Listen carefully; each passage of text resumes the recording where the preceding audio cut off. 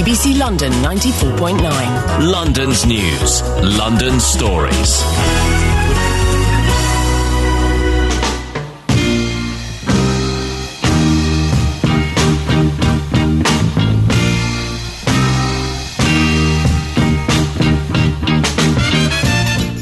This is Iain Lee, BBC London 94.9. Well, we've made it as far as Wednesday, the last day of July. Hang on a second. That means tomorrow's August. That means it's pretty much nearly Christmas already. What happened? Virtually.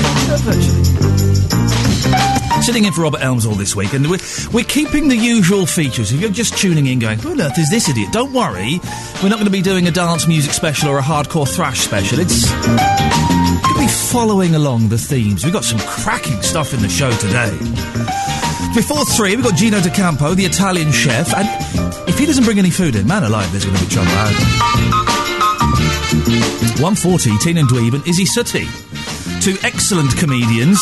You probably know her from Peep Show. She does other things. She's brilliant.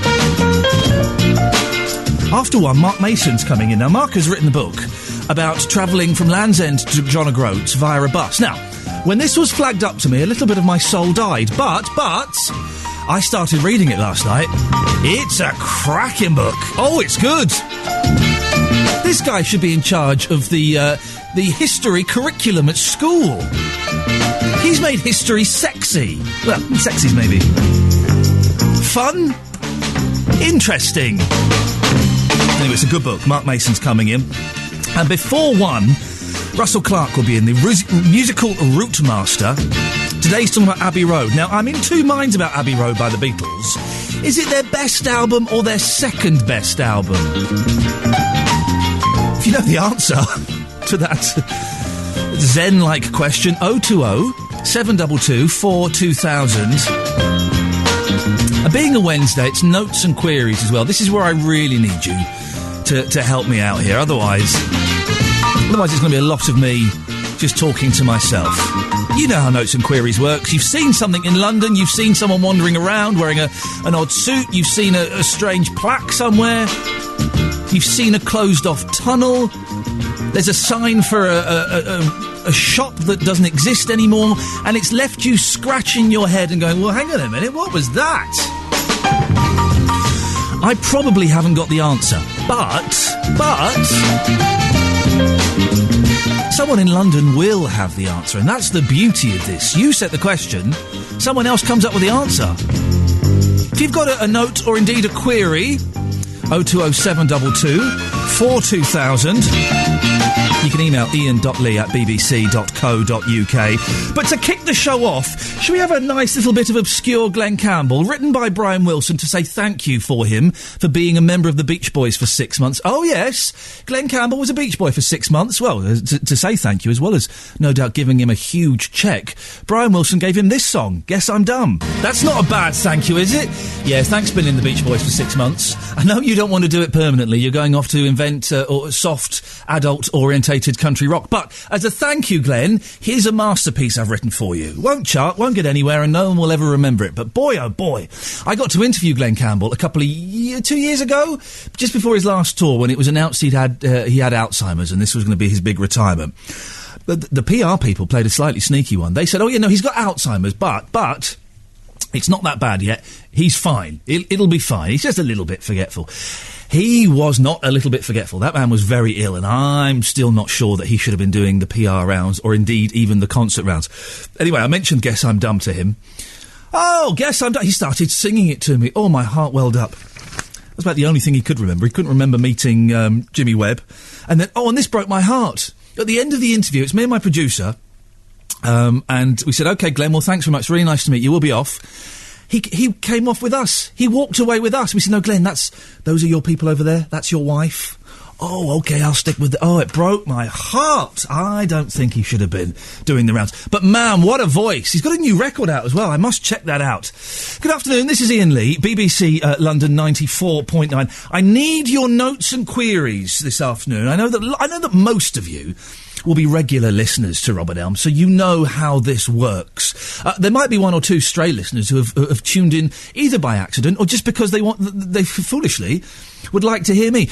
How this works is, You phone up or email with your queries or thoughts or questions about things you've seen in London. Now, when I say things, it really is as open-ended as that.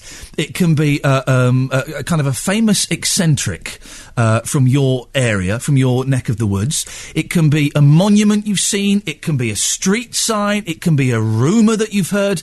It can be literally anything. You give me a call, 020 722 42000, and I'll do my best to answer it. It's unlikely I'll be able to be honest. I'm a little bit of an idiot when it comes to things like that, but we'll certainly have a go.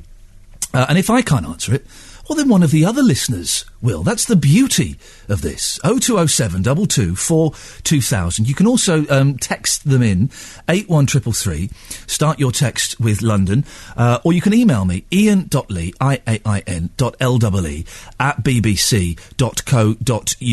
We're talking about Abbey Road a little bit later on. I love Abbey Road. It's one of my favourite places. When George Harrison died... I was very upset when George died. He was my favourite Beatle. When George died, I popped down to Abbey Road that evening just to have a little look and to kind of soak up the atmosphere a bit. It was lots of German students smoking joints, if I'm completely honest. That's who compromised it. The spirituality of the moment was missing somewhat. But I do love Abbey Road. We'll be talking to Russell Clark about it a little bit later on. But I've got a question for you. Are you one of the people that's been to Abbey Road and graffitied on the wall? Of course, the BBC does not condone any such behaviour. I think it's quite acceptable at Abbey Road, though, isn't it? They go and... How often do they clean the wall at Abbey Road of graffiti? It's a shame they do. They should keep it up there permanently. Let it stay there. But have you ever written on Abbey Road, on the wall there? 020 722 42000. It is one of those... I don't think there are any other places in London where graffiti is not only applauded, but kind of vaguely encouraged. I'm sure EMI Studios, who certainly did reside there up until a certain point, wouldn't encourage the vandalisation of the wall. But I can't think of any other places in London... Hang on a minute, I'm coming up with my own query. How am I hijacking the show? Are there any other places in London, apart from the Abbey Road wall, where graffiti is not necessarily encouraged, but certainly a blind eye is turned to it? 020 722 42000. And again, please don't take this as an instruction by the BBC to go out there with your marker pens, your Sharpies and your spray cans and start writing everywhere. That's not what I'm asking at all. So, in a very clumsy, roundabout way, and boy, wasn't it clumsy, I've set up two things for you there. Notes and queries. Any questions, any queries you have about London, however obscure and bizarre they are. We did this last time, and some of the... I was here a few weeks ago filling in for Robert, and we did notes and queries, and the questions that came in, I just thought, we're not going to get any answers on these. We did. We got them all answered. So, any questions about London? 020 722 42000. I'm throwing out my own question as well. Have you graffitied on the wall at Abbey Road? If so, what did you write? We'll be talking about that a bit later on with Russell Clark. And also, are there any other places in London where graffiti is not necessarily encouraged, but it's certainly, a blind eye is turned to it? 0207 224 2000. You can email me, iain.lee, iain.lee, at bbc.co.uk, or you can send me a text, 81333. Start your text with London. Oh, James Taylor's giving guitar lessons online. Oh, it's a treat to watch. I think this weekend I need to educate my boys, 3.5 and 19 months, in the ways of James Taylor. They're already getting a fine musical education, my boys. They know all the words to not only the Monkees' greatest hits, but some of their more obscure album cuts. Some of the songs that they never even released in the 60s. My boy knows the words to 9 Times Blue. Put that in your pipe and smoke it. Huh? We're talking about Abbey Road in a little bit with Russell Clark, our musical route master. And I want to know two things on the back of that. Have you ever graffitied on the wall at Abbey Road? What did you write and why? And are there any other places in London where it's okay in inverted commas, to graffiti? Now, please don't think for a second I'm in any way endorsing or encouraging you to rush out and write on walls and bits of pavement or things like that. I'm not. Okay, I'm not. But I don't think it's necessarily allowed at Abbey Road, but they kind of turn a blind eye to it, don't they? Because it's such an iconic wall. Are there any other iconic walls in London? I don't know. It's an iconic wall and an iconic zebra crossing. that, people have been graffitiing on that, I guess, since 65, 66? I'll put all of this to Russell Clark when he comes in and tells me. So within this building, there is an expert who may well indeed have the answers. 0207 224 2000. Have you written on the wall at Abbey Road? And are there any other places in London where it is acceptable, encouraged, allowed, a blind eye is turned, that you can write on the walls? I'm trying to think of some places. I know that there's the South Bank where the skaters are. There's a lot of graffiti there, but I don't think that's quite the same thing. Because I know for a fact the South Bank would like to get rid of not only that graffiti, but that skate park. That's certainly on someone's agenda at the moment. Is there anywhere else in London? As I get older, I'm less and less of a fan of the graffiti around things. I don't particularly like it at all. But there are some bits of graffiti that are just iconic, aren't they? That have been there for so long that they're virtually parts of London. 0207 224 2000. Where else can you graffiti? And also, I do need your notes and queries this afternoon. If you've got any questions about any of the things that you may or may not have seen in London. Characters. I do like the characters in London. For a long time, there was a guy in Stoke Newington who we used to call Stokey De Niro. Anyone else see Stokey De Niro? And he was a chap with kind of long hair, and he would walk around. I mean, he's probably passed on now. This was about 20 years ago, God rest his soul. He would walk around doing the Robert De Niro, that kind of shake of the arms he does on Taxi Driver, a film I've never seen, I hasten to add. That shake of the arms, and he would walk around, you talking to me? You talking to me? He would do Robert De Niro from Taxi Driver just constantly. So I'm a big fan of characters. Of course, the famous one, and his name escapes me now, although one of you will know it, was the fella who used to sell the leaflets about how eating fish and various other protein-based things would lead to sexual depravity. I'm old enough to have seen that guy. He used to walk up and down Oxford Street, would sell his little booklets for tuppence. I think there was a documentary made about him, or at least he popped up in a documentary about London at some point. What was his name? Listen, Robert, I know Robert will have done this 100 times. His name escapes me. He used to walk up and down Oxford Street with, not a sandwich board, but maybe it was a sandwich board, but also a big pole with a board on, and it was about how eating protein leads to sexual depravity. It's the second time I've said that phrase on BBC London 94.9. I wonder how many times I can say it before I get the boot. Probably two. And he would sell leaflets for tuppence that he'd written himself. I believe those leaflets now are worth about £500 if you've got one of those. Who was that guy? He's famous. He's a famous London eccentric.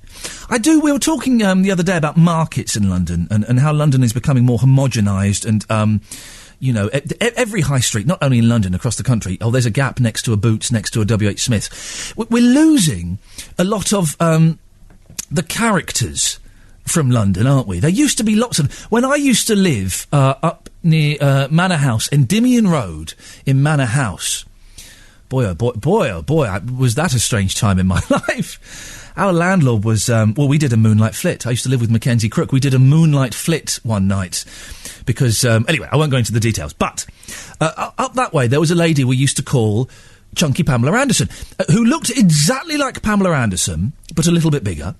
And wore really thick makeup. And she was always running. Always running. And I think we're losing a lot of these eccentrics from London, which is a shame. So, we can celebrate... Look, I'm kind of... I'll shut up in a minute. You call in, I'll shut up. Lots of stuff thrown out there. First of all, who was the fella who used to walk up and down Oxford Street with the... Don't eat fish sign. What was his name? He's famous. That's an easy one. One of you will know that. 0207 224 2000. London eccentrics. Let's celebrate and embrace the magic of the London eccentric. They are what makes this city, this town and this city, so wonderful. And I fear that we're losing them slightly. 0207 224 2000. Also, your Abbey Road stories. We'll be talking about that with Russell Clark very, very soon. And is there anywhere else in London, apart from the Abbey Road wall, where it's acceptable, if not necessarily legal, to write graffiti? 81333, start your text with London, iain.lee@bbc.co.uk, or you can give me a call, 0207 224 2000. Right, any words with you? 0207 224 2000 if you want to give me a call. Matt Baker on Facebook has certainly not understood the premise of Notes and Queries. His question is, why is it on TV everyone cheers wildly when people say I'm from Essex? Also, why do Londoners call girls girls? I don't think he's quite understood the basic premise of Notes and Queries. Good effort, Matt, but not quite good enough. This is Iain Lee. It's BBC London 94.9. I'm sitting in for Robert Elms this week, and we've got some very excited. We're going to be talking Abbey Road in a couple of minutes. But before that, Sheila is in Islington. Hello, Sheila. Hi.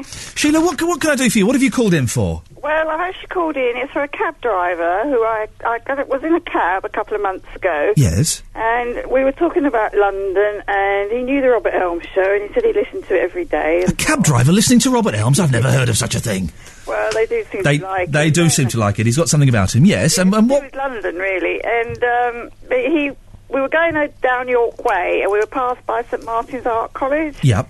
New Art College, and there's this bird cage kind of sitting there. It looks a bit odd. It doesn't fit in with anything. And inside it was a swing, which they changed what they put in it from time to time. Right. And he said to me, well, what's that then? And I said, well, I don't really know. You should ring up Robert Elms, you see, and ask him. He'll probably find out for you. And he said, oh, I haven't got time to do that. So I said, well, I'll do it for you. And if you hear me on the radio, on the show, then you ring in. So he might ring in. Oh, Sheila, is this like a little sort of on-air flirting with a cab driver? Was there a spark that day? No, not really, no. No, not really. So this cage by St Martin's Art College, is it a permanent fixture? I think it is, because I've seen it there. I think it's permanent. I'm not sure, but they changed what they put in it. How big is it? Could you fit a human in, or...? About 12 foot high, so it's a huge, it's like a big bird cage. Right, like the old-fashioned kind of bird cage. Yes, with like a dome shape. And what was in it the day that you drove past? A swing.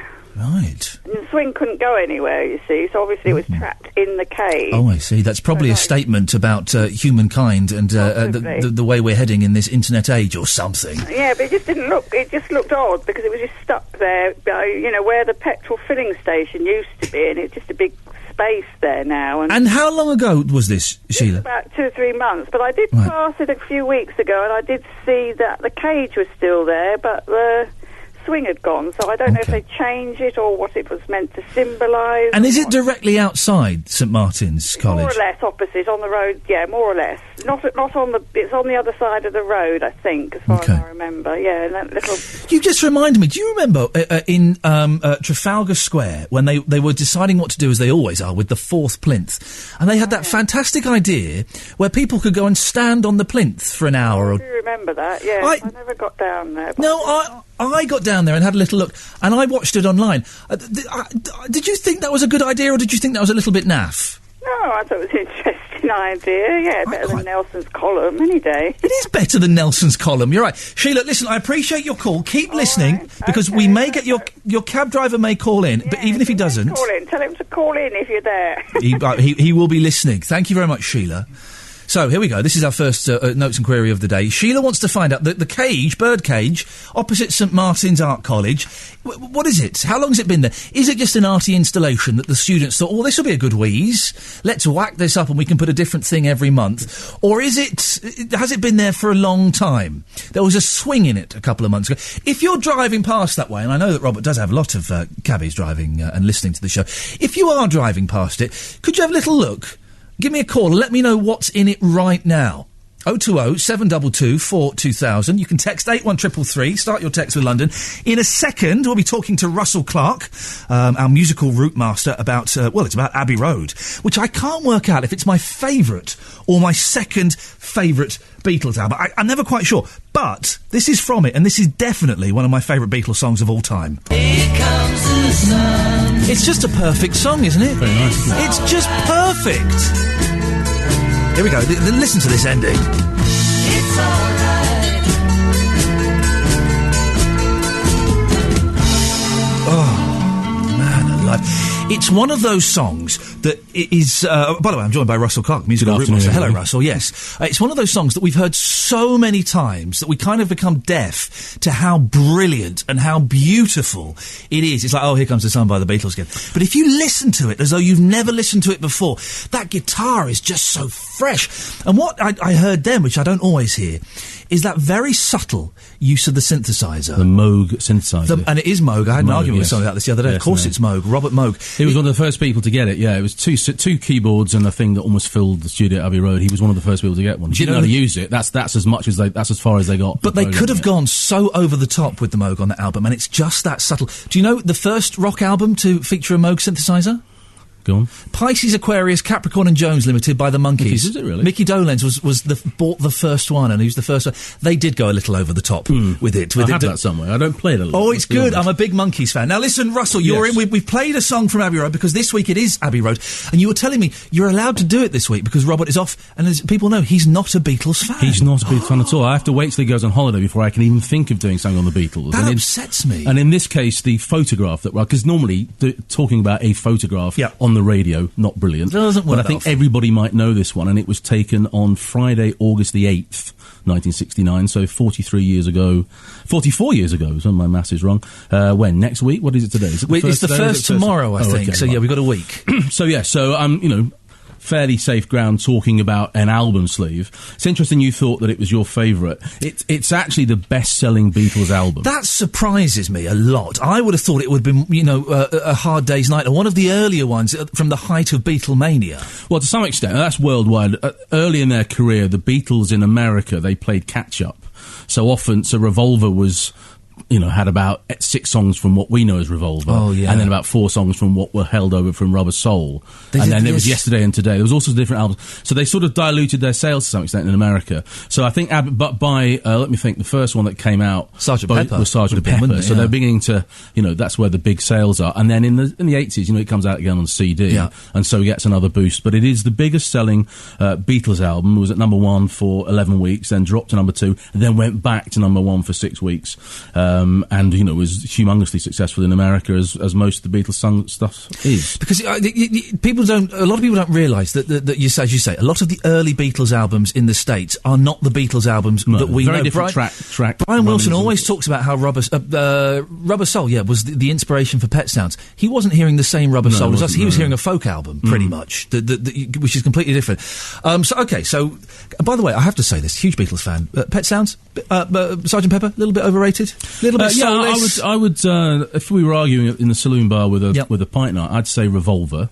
Every time. I think it depends on one's mood, but I think certainly the movie soundtracks. But Revolver would get it. Pepper is more about technology, how they harness quite limited technology and made a fantastic record. But it's slightly more of its time. I think if you were in 1967 listening to that, you'd think, the world would change. Yeah. Whereas, 40-odd years later on, it might not have quite the same resonance. I think the energy of Revolver would always give it... It's between Revolver and Abbey Road for me. It flips between the two. But I've been listening to Abbey Road a lot more in the last few days when I've been putting these notes together. Excuse me, and particularly the medley on side 2, I think is just fantastic. Oh, it's just a... you have a little cough, don't worry. It's a masterpiece. Do you want some water? I've got some. You've got some. It's a masterpiece. That medley is just... But it was snippets of songs that they... it was like a minute and a half of this and they didn't know what to do with it. And then I always thought that it was edited and speeded up and all the rest of it. Actually not. It was recorded as a medley. Much of it was done together. They were just sort of piecing together bits and elements that they had together and made that long, and it depends where you think the medley starts, but it's a terrific piece of and music, Her Majesty, which is the track right at the end, after the 20-second kind of fade out groove that comes in, that was part of the medley as well. Where was that going to pop up in the medley? I can't remember. Well, I don't know that they actually fixed on that, but the thing is there's a small gap at the end there and then it just sort of lurches in, and that's because the engineer who was transferring the tape to whatever they do left a bit of sticky tape on it. And so, and then they just played it and liked how it sounded. One of those things. It's quite a spontaneous record, actually. They made it in the summer of 1969 at Abbey Road. Not surprisingly, and pretty much everything's done at Abbey Road, and which is the EMI Studios, obviously in at number 3 Abbey Road, NW8, which they was originally a house, 9-bedroom house originally, and they bought it for for £16,500 in 1929 and converted it into a recording studio. Hang on, so how much in 1929? £16,500. That's a staggering amount. 9-bed, 5-reception house, which was originally number 2 Abbey Road, and then it expanded and became number 3 Abbey Road. To convert it to what it is now, they bought number 5 Abbey Road and knocked that down, and they also bought many of the gardens, or portions of gardens of houses in Hill Road and Alma Square, which are the ones just at the back. They're all rather nice property these days. And the whole thing cost £100,000, and it opened in November 1931 with the LSO recording Land of Hope and Glory, conducted by Sir Edward Elgar. How appropriate. So, and it's been there ever since. And then, it got a bit of Glenn Miller, got a bit of Cliff Richard, a bit of Adam Faith. A lot of Peter Sellers and the Goons. Peter Sellers and the Goons, the George Martin connection, Rolf Harris, if yep. you may mention him. And then the Beatles, obviously, who did 90% of everything that they ever released, was kind of done at Abbey Road. They did little bits elsewhere. And it still has that mythical kind of appeal, doesn't it? It's still a thrill when bands say, we're recording at Abbey Road, or we're doing a session at Abbey Road. I suspect there were 3 studios, a huge one for orchestras, and then they were mainly in Studio 2, which, if anybody's seen any photographs, is the one that has a wooden staircase up the side, up to the control room, and I'm reliably informed has linen bags, or did, in the 1960s, have linen bags of seaweed hanging from the high ceiling to help with acoustics. Fantastic. There you go. And so the Beatles first came there in 1962, and they auditioned for George Martin. They've been passed on by almost everybody.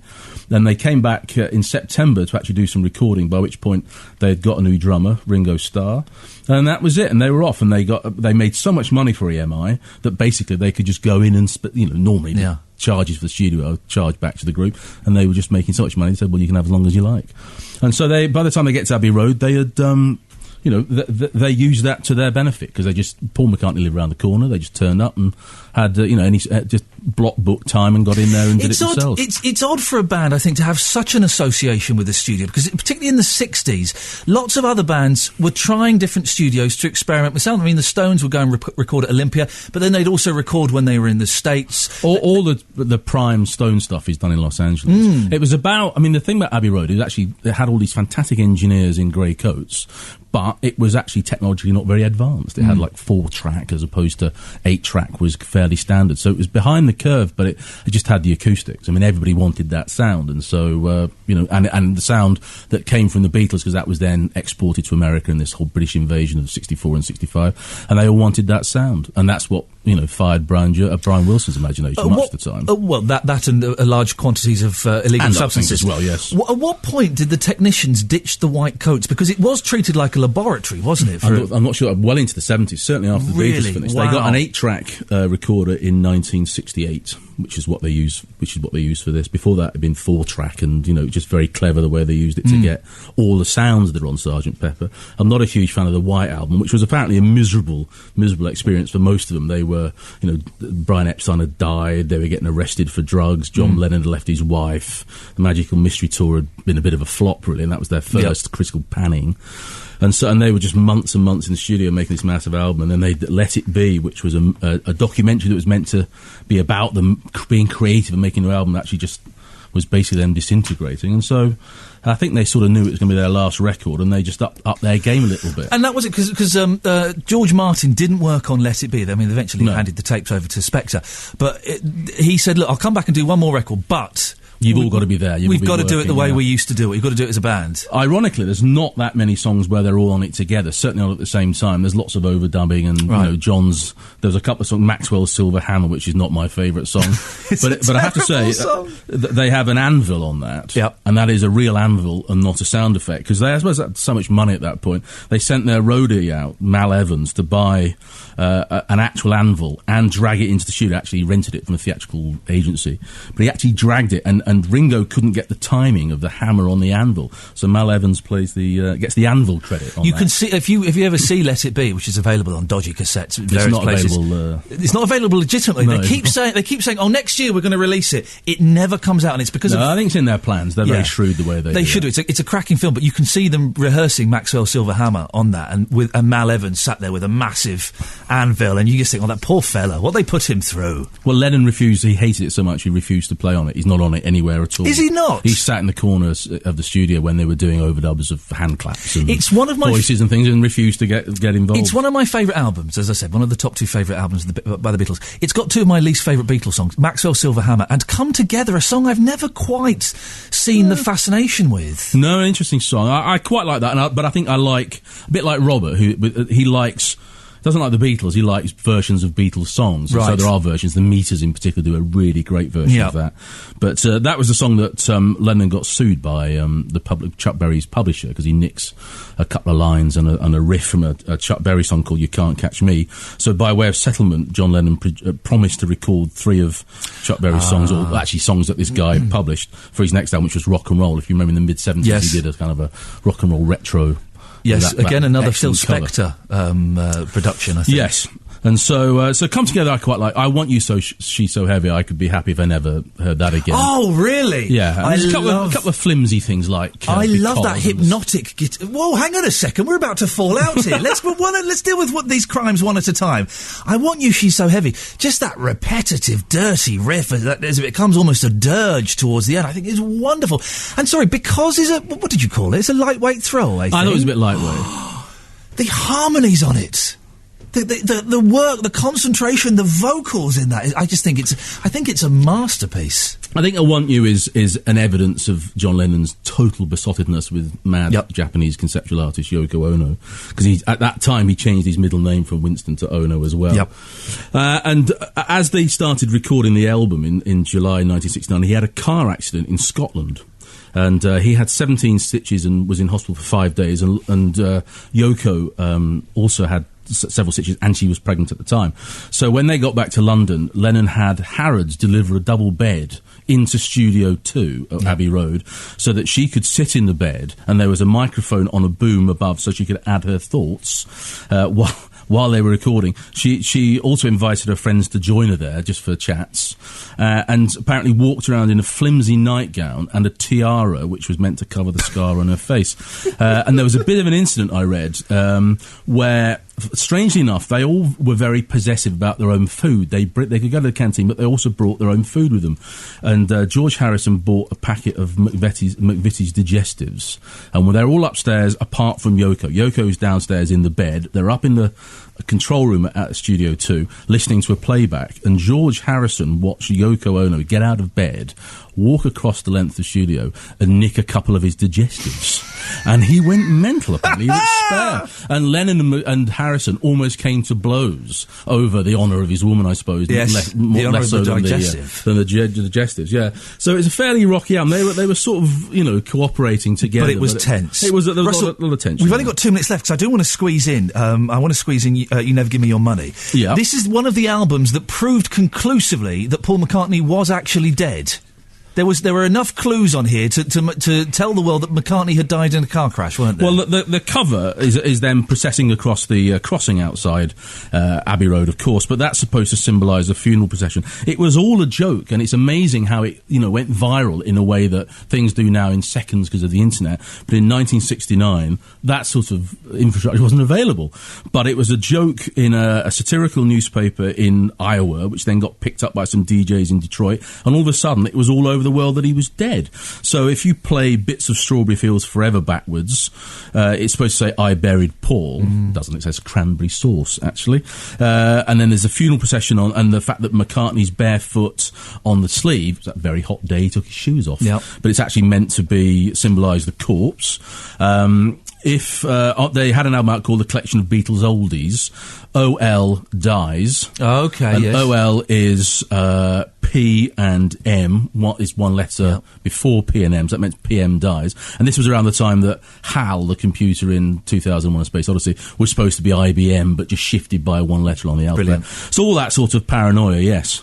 There was I'm watching a brilliant documentary. It's just people who met or worked with the Beatles. Sorry, and one of them is an engineer who worked with the Beatles, and he got a phone call saying, "Have you heard the news? Paul McCartney's dead." Have you heard the news? Paul McCartney said, "No, he's not dead. He's dead. You've got to phone up and check." So he phoned up Paul McCartney. Apparently, he woke him up at 5 o'clock in the morning, and Paul McCartney goes, "What are you doing calling me at 5 in the morning?" "Paul, we've just heard you're dead." "Is that true?" McCartney goes, "Of course I'm not dead now. Go away. Yes. Go away in no uncertain terms. It is one of those wonderful 60s He seemed to rumours. let it go for a couple of months until he gave an interview to Life and said, actually, I've just been a bit quiet. He was replaced by a Scottish actor, wasn't he? Who won a Paul McCartney lookalike contest, yeah. Fantastic. Listen, shame on Robert Elms. A few too many drugs, I think. Shame on Robert Elms for not letting you talk about the Beatles. I could talk all day about this, Russell. Thank you so much for coming in. I'm going to play You Never Give Me Your Money, because, again, it's just one of those Beatles songs it's kind of ignored a bit. It's got lost in amongst their great canon of songs. So from Abbey Road, You Never Give Me Your Money. Oh, I've got Beatles goosebumps all down my back. Scott disagrees with Abbey Road being such a good album. Scott has tweeted me. Come Together, not very good. I'm rephrasing. Maxwell Silverhammer, not very good. Oh Darling is average. Ergo, side one of Abbey Road is not very good. I disagree. Harsh. This is Iain Lee, BBC London 94.9.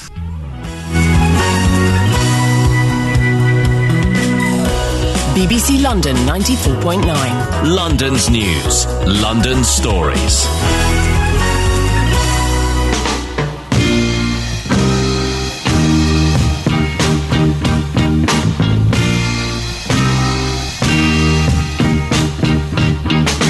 Afternoon, this is Iain Lee, BBC London 94.9, sitting in for Robert Elms. I enjoyed that last hour. Maybe too much, who knows? I hope you got some of the pleasure out of two Beatles fanboys banging on about Abbey Road. Well, in this hour, we'll be speaking to Tian and Dweeb and Izzy Sutty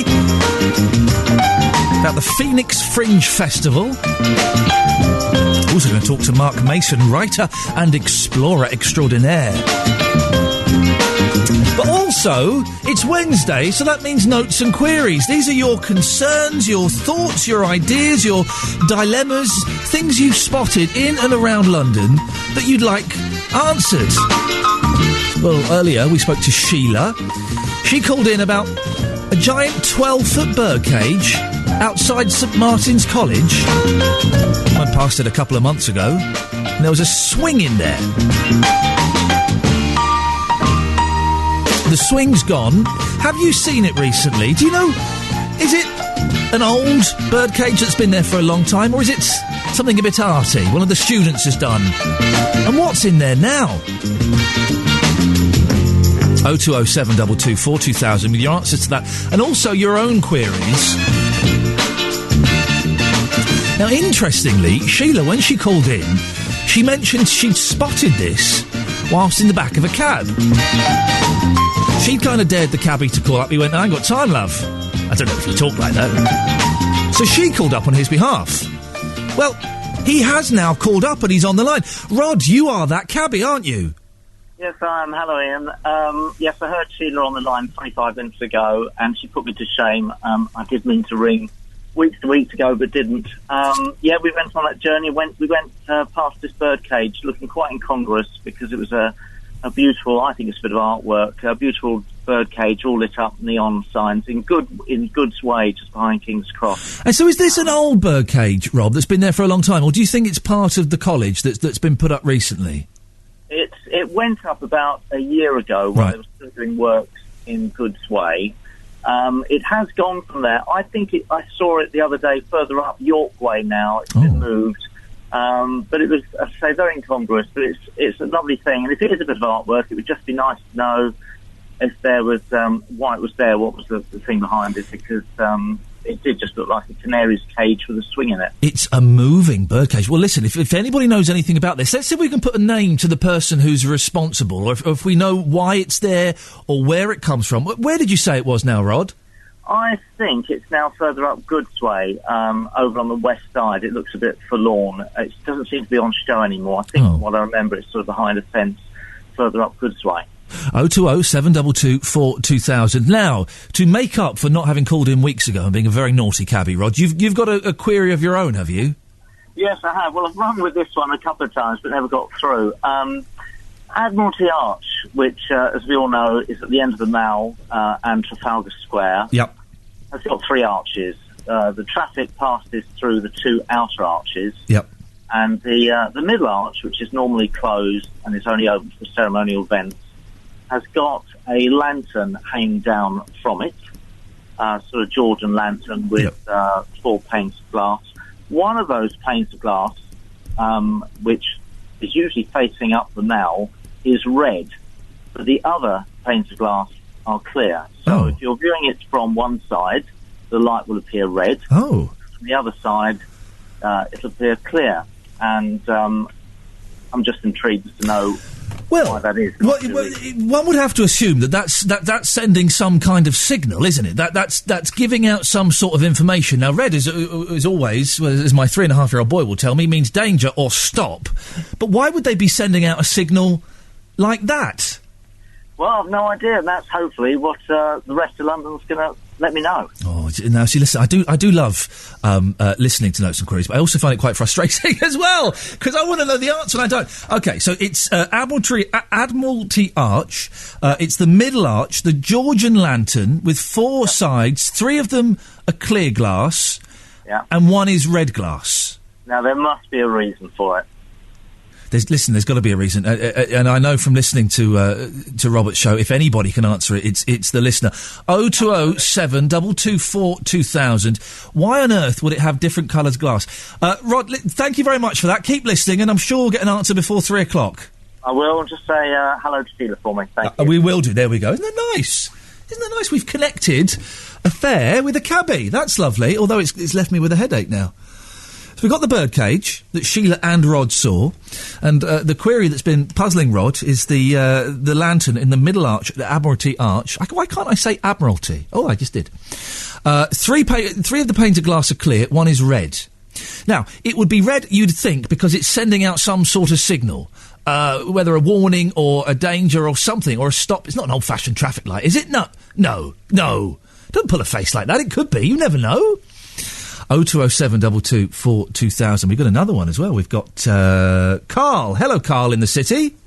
Hello there. Yeah. Carl, what's your query? Just driving around today, went past Holborn Circus and noticed that they've started to remove, or they have already removed, the statue, and the plinth is now going of the Prince Albert statue in the middle of Holborn Circus. They've taken it down? The whole thing's going. There's a big crane there taking the marble plinth. The statue looks like it's already been removed, and the marble plinth is now being demolished or taken away. I just wondered if, because of the layout of the junction being changed, is it coming back? It's rather a large landmark. I think it's actually one of the points on the knowledge.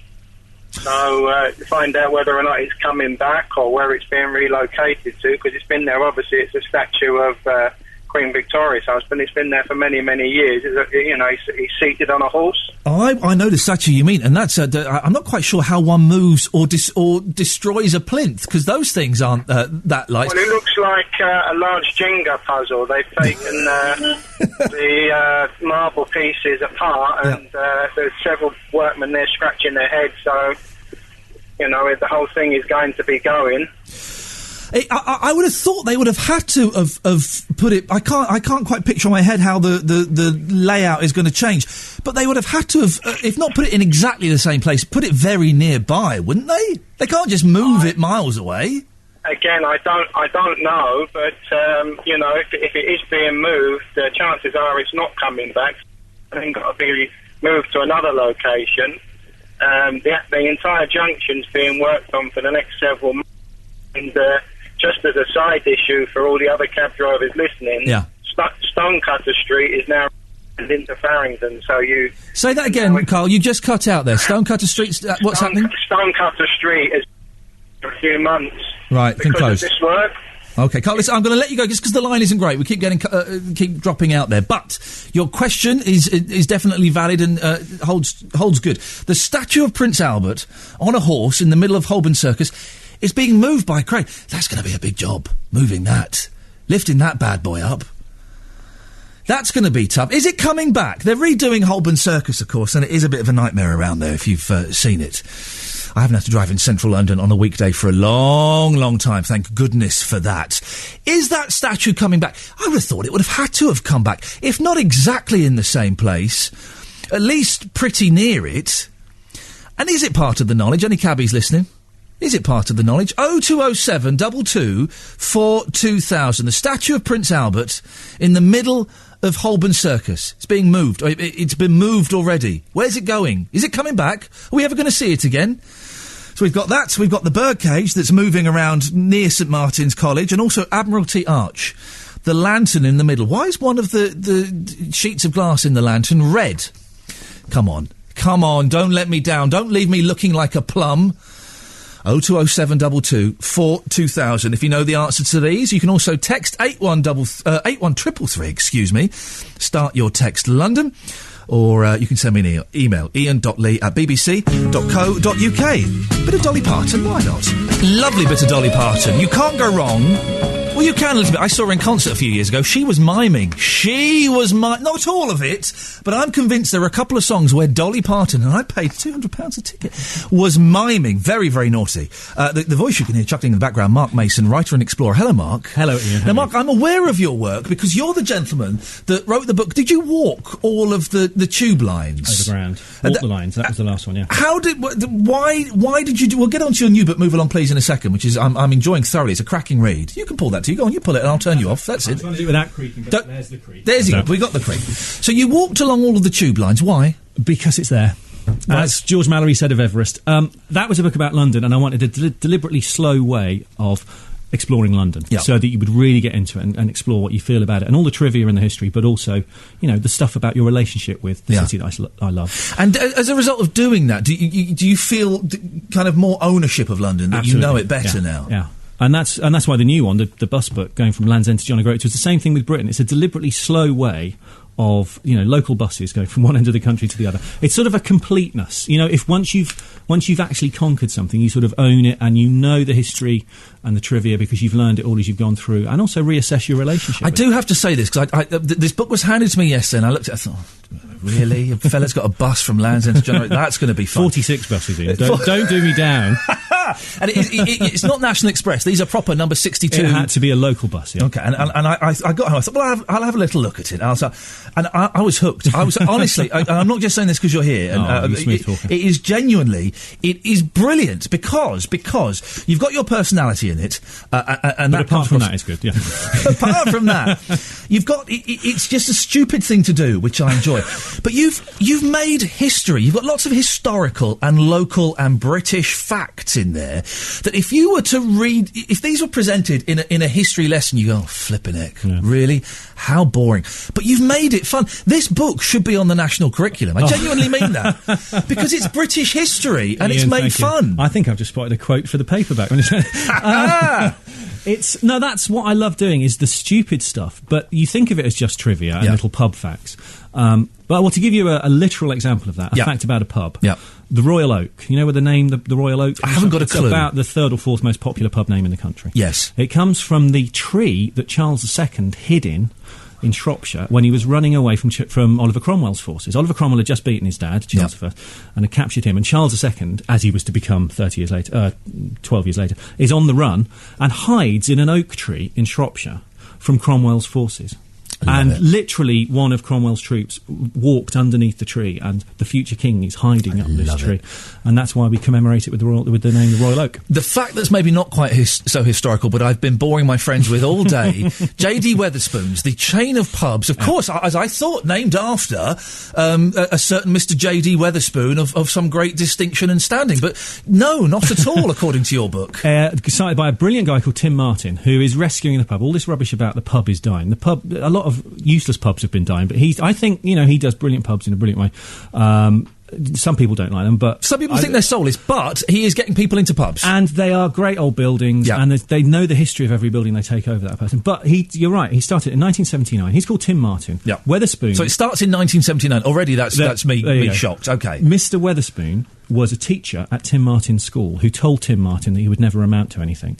And he then, just to make it that bit more believable with the initials, he took the initials JD from JD Boss Hogg in The Dukes of Hazzard, which to blokes of our age, Ian, brings back memories of Daisy Duke and those shorts. As soon as I read that, I thought, I'm keeping this book. This book is staying with me. And it's full of stuff like that. It's also, there are also some quite sad bits because you pick out bits of conversation conversation that you hear on the bus journey or as you're walking through towns. I'm only on page 53 because I'm reading this properly. I'm not doing a little flick through.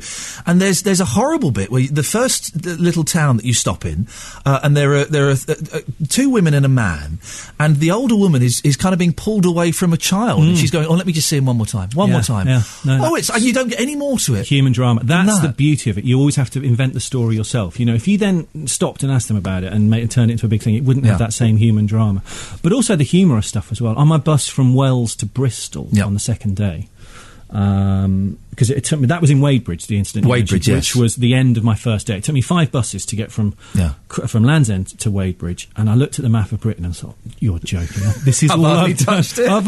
And Cornwall appeared like a lift shaft, and Bristol was at the top of it, and I was like a man crawling up the side of the lift shaft to try and get to Bristol. Finally managed it, got from Wells to Bristol, and on that bus there were 2 very elegant 50s, maybe early 60s women who had been out buying kids' books for their grandson, for their grandchildren. One of them had got Saturday Night at the Dinosaur Stomp, and the other one had got Henry's Pirate Adventure. And these 2 very elegant 50-something women were sitting on the bus, and one of them read Saturday Night at the Dinosaur Stomp, and the other one started reading Henry's Pirate Adventure. And they fell into absolute silence as they turned the pages, and they read them. These are kids' books aimed at like 3-year-olds, so it takes you like 2 minutes to read it. And then they both closed their books, finished at the same time, and then they swapped so they could each read the other book. Fantastic. And then there was another couple of minutes when they were in silence looking at that, and then they closed the books up and said, they're brilliant, aren't they? And it was just a beautiful moment. Those little things that you only see on buses. Isn't that wonderful? I am a fan of the bus, despite my luxury showbiz lifestyle. If I've got the time, I'll always get the bus everywhere, because you see so much in the bus and outside of the bus that you don't see if you're driving or getting the tube. And it slows you down, and it's a very hard thing to do. When I was trying to do it from one end to it ended up being 1,100 miles, Land's End, up through the middle of the country to John O'Groats, 46 buses. And on the first day, that's like I say, I haven't got to Wadebridge and thinking, how long is this going to take? I started to think of it as the Tau of bus, was the state of mind that you have to enter. And that was, and I lost it again at a couple of points. I'd started to get impatient. In the Lake District, I had a moment of going, I've still got Scotland. Have you seen Scotland on the map? It's like someone's hammered it out on an anvil. It's so long a thing. But once you're in that state, you pick up on the things that you don't notice, because whenever you travel around your home country, you take it for granted, and you're rushing to get somewhere and you never notice it. But I noticed on every bus going through every village, God knows how many villages I went through, every one of them's got a war memorial. And it started, and I always look at the names on those, and you think you mentioned quite early on that you always have a slight dilemma when you look at war memorials. It's that because we're sort of glorying in it. There are 54,000 war memorials in Britain. Wow. And we're glorying in it because we're saying, great, we conquered the world. You know, I use the stat later on in the book that we've invaded, in Britain's history, we've invaded every country in the world. There are now just under 200 countries in the world. Of those 200, Britain has invaded every country except 22. Wow. We better get a move on, guys. Come on, what's going on here? We're letting the side down. Come on, Secretary of State for Defence, are you listening? And also, there wasn't a single year. Victoria was on the throne in 1837 to 1901. There wasn't a single year of Victoria's reign when our troops weren't in action somewhere around the world. And so I started to think about our relationship with war, and again there was some trivia came into that, like Blenheim Palace. Churchill's ancestor, the first Duke of Marlborough, was given Blenheim Palace as his reward for winning the Battle of Blenheim, and he got Capability Brown, the landscape gardener, to set out the trees in the grounds of Blenheim Palace, to plant them in the formation of his victorious troops at the Battle of Blenheim. So those trees are standing, and that's how much we relish it. But then I feel guilty about, war's not a good thing, So there's all sorts of complicated relationships. One of my boy's 3.5, and one of his favourite places is the RAF Museum in North London, which is great. Yeah. But again, it's another place celebrating killing. And so I have to kind of go around there. He's pointing at all the bombs, and I kind of have to say, listen, just, bombs aren't brilliant, and a lot of these planes, they're important, but we're kind of revelling in something that's maybe slightly inappropriate. What was your favourite place that you ended up in? Was there a place that was a real surprise to you at how plenty you got of on with places it? that were surprises, towards the end, I wanted the sort of local hero moment at the end. I wanted a village like the village in Local Hero, a Scottish fishing village on the coast with impenetrable Scottish accents. I thought, that's going to be good for the book, nice bit of colour. So I get up to Edinburgh, up through the Highlands, get to Inverness. I think, right, it's going to start now. North of Inverness. I'd never been to Inverness. I think the furthest north I'd been was Edinburgh. Yeah. I think this is where I'm going to get my local hero moment. get to all the villages on the coast, the east coast, going up towards John O'Groats, and they are 45-50% English people. There are so many people from England who've moved up there. Just staggering. Yeah. And I went into one pub, and it was full of builders from the East End. How you doing? And they were watching. Oh, this was such a lovely sort of human drama moment. There's a quiz. They were watching the telly. It was about 5 o'clock. I was way between buses, so I had a pint while I was between buses. And they were watching a quiz show, and as far as I could tell, the gist of this quiz show was it mixed up very, very hard questions with very, very easy ones. Yeah.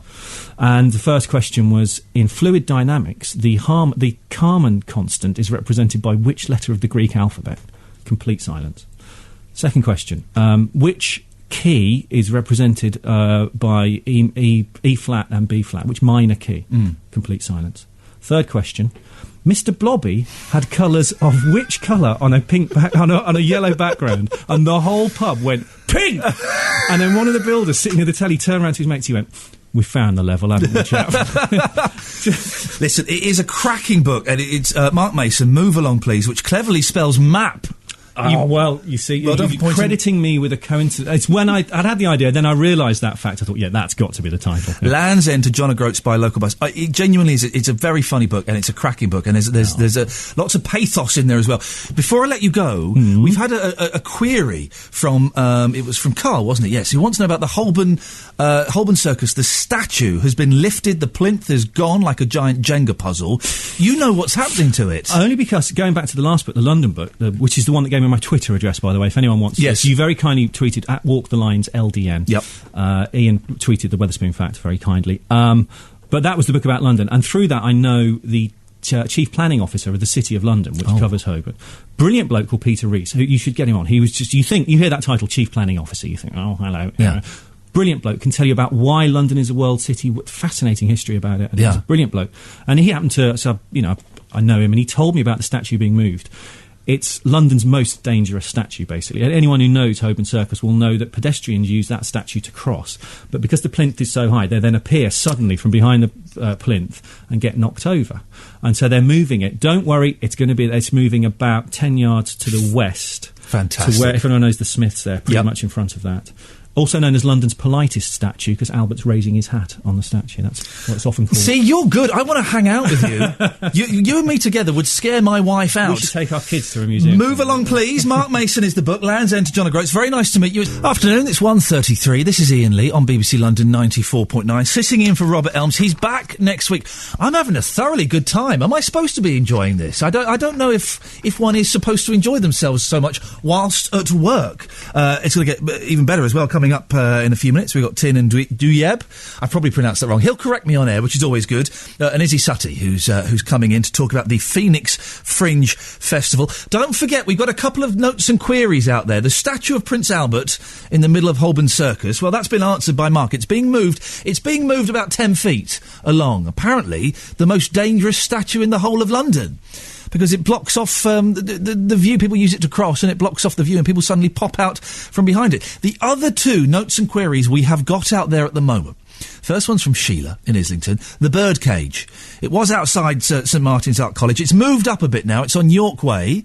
It did have a giant swing in there. It was all lit up and all looked fancy. Apparently looks a little bit pathetic now compared to how it once was. What is it? Is it some arty installation? Is it some fancy piece of artwork? 0207 22 42,000. And then the second query came from Rod, who was the cab driver that spotted the birdcage with Sheila. I know it's confusing, vaguely incestuous, isn't it? He's talking about the lantern, the Georgian lantern, Admiralty Arch. The middle arch, there's this lantern. It's got 4 panes of glass in it. 3 of them are clear. 1 of them is red. Why on earth would that be? Is it just that they broke the 3 other red bits and they could only get clear glass? That happens sometimes. No, that happens sometimes. You know, you sometimes you see broken windows and think, oh, we can't get the colour, let's just get a bit of plain glass. I don't think it could be, but you never know. Is it a warning sign? What on earth is it? One of you will know. 020 722 42000. A little bit of music, shall we? One of my favourite bands, the Bare Naked Ladies. Very disappointed by their new album. It's rubbish. And I've tried it twice. I'm going to try it one more time. I'm never disappointed by them, but this I just thought, oh dear, you've lost your spirit. Well, I'm going to take you back to better times when they hadn't lost their spirit. This song, it starts off a little bit down, but it ends in just pure triumph. From their album, Bare Naked Ladies and Me, this is Maybe You're Right. Oh, I was enjoying myself a little bit too much. The Bare Naked Ladies, which is a cracking song. Now, joined now by Tin and Duyeb and Izzy Sutty. Nice to see you both. Nice to see you. For goodness sakes, names. This is why Lee isn't my real last name. Well, it is now. I changed it legally by deed poll. My real last name is Rugby. Try spelling or saying that. You can't do it. Is it Rugvy? No, it's nothing like that at all. You've got the first letter right, and that's pretty much it, I'm afraid. But so that's why I changed mine. You guys have kept with the tricky names. Has it never crossed your mind to help guys like me out? Well, the thing is, it's got its pros and cons. I mean, obviously the cons are nobody can ever say it, pronounce it, write it. But at the same time, if you Google me, there's only me. That's quite nice. That's true. Tiernan was saying that he was going on stage the other day and someone introduced you as... What was it? Dian and Tuyeb. That was nice. Yeah, that was a good one. What did they call you? Dian and Tuyeb. They swapped the first two letters. Oh, that's clever. And then I had Tier Man as well. That's been quite fun. Oh, that's just lazy. Yeah, it is, yeah. And Izzy, you get odd pronunciations of your name. You're quite relaxed about it. Well, you see, the problem is no one really knows... It's like one of those recipes for bolognese that's passed through a family and everyone puts their own twist on it.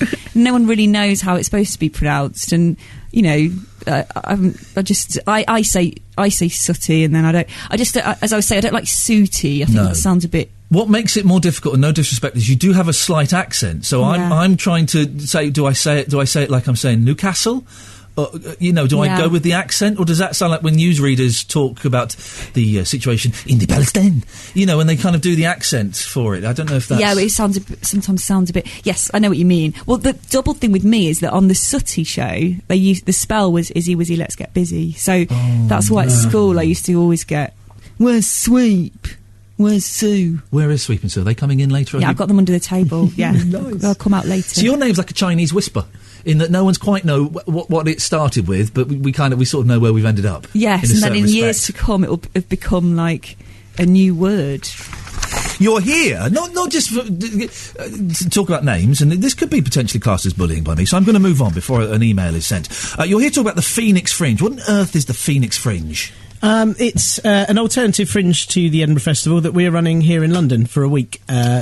Are you chicken? Are you scared of Scotland? What's your problem? Why can't you go up there, you guys? No, it's not. It's not to do with Scotland. I love Scotland. It's to do with the Fringe, and lots of us comedians are rather sick of the Fringe, partly due to the fact that what a lot of people don't realise is it costs us absolutely thousands and thousands to perform there every year, and pretty much every comedian, apart from a few of the very biggest names, will leave with a massive debt, and you pay to work the hardest you've worked in your life. And this is true, isn't it? I did it a long time ago. I couldn't be bothered now, but I've got friends that do it, and even if you sell out every night, you're going to lose money, aren't you? Yeah, because PR, even if you don't get PR, which some people don't, and that's fine, you're still paying so much for the venue and other costs like accommodation, living. You live there for a month, but you don't get any pay for a month.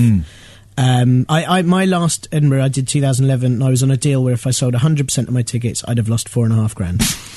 That's great, isn't it? Hey, let's support young artists, shall we? Also, there's the booze and drugs you have to buy when you're up there. That's part of the deal. Well, I know how it works up there, guys. For tax deductible. Can you get a receipt for that stuff these days? It's tricky. It can be done.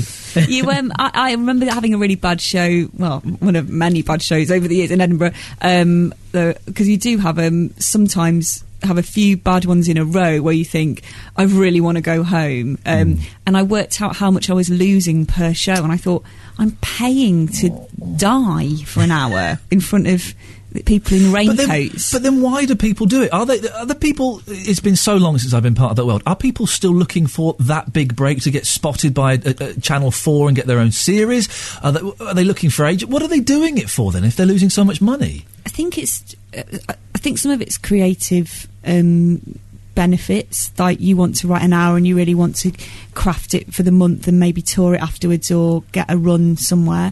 But I think also it can be about raising your profile, and perhaps not as cynically as like I want to be, I want to my own sitcom and I won't settle for anything less, but perhaps just to kind of raise people's awareness. I think that the issue, it's definitely a reason to do it, and the thing that I certainly miss from doing it is just doing an hour show every day. It's great. It's a great thing to do. It's a great discipline, do a month incredible like that, yeah. You end up being, by the end of it, you're a much better comedian when you started. But there's now 2,800 shows a day at the Edinburgh Fringe, so to actually get spotted or seen by anyone, or to be picked up for a tour afterwards, is the chance of becoming smaller and smaller. I was going to say, does the sort of new, younger comedian stand any chance? Because a lot of the big names got there for a week, 2 weeks, and they get all the attention, they get all the focus, they sell all the tickets at 30 quid a pop.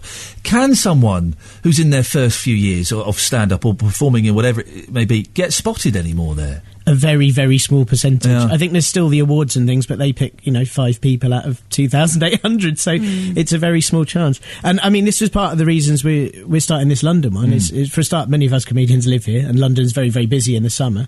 But also, we're running a Fringe where it doesn't cost the comedians anything, and more importantly, for audiences, it's much cheaper as well. Yeah, some of those Edinburgh tickets are expensive. So this is the Phoenix Fringe. It's the 3rd of August until the 11th of August. Where is it happening? Is it happening in lots of different venues? No, it's just happening at the Phoenix, which is a lovely venue on Cavendish Square, just off Oxford Street.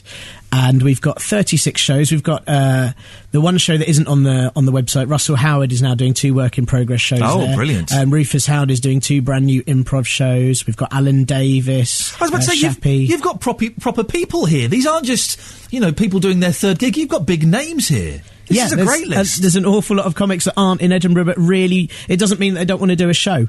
And so all the shows are. Some of them are a mix of old and new stuff. Some of them are experimental things. It's going to be a very exciting week. Well, just picking some of these, I'm looking at the flyer you've handed me. You've got Robin Ince, you've got Alan Davis, you've got Mark Watson, you've got Andy Osho, you've got Bob Mills, you've got Pappies. This is a cracking lineup.